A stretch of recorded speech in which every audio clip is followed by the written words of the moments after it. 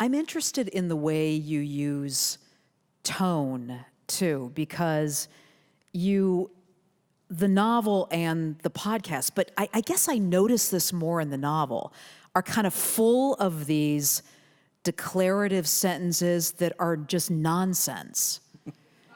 And like, the Moonlight All-Night Diner along Route 800 served okay coffee, okay pies. Some of the pies and coffee were invisible, and for the people who like invisible pie or invisible coffee, this was a real plus. It makes no sense, and yet it does. And it is declared so authoritatively that it makes sense. I really want to understand how you two adopted the tone. Yeah. I mean, yeah, I guess it's a weird story, right? It's a weird world.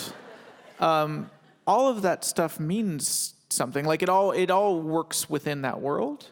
I think back to like as a teenager, I was super into Hitchhiker's Guide to the Galaxy books, which have a similar kind of. There's all sorts of weird things happening, but it's all thought through. It's all in this case, in the case you read from, there's invisible pie.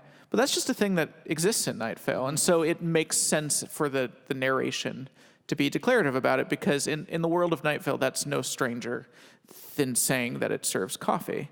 Later there's characters who discuss whether or not they enjoy invisible pie, but Right. within the world, the invisible pie is just a fact, and so when you write about it the way you'd write about any other fact. But that's just it. Yeah. I mean, it is, and we believe it because your tone says it's a fact. Yeah.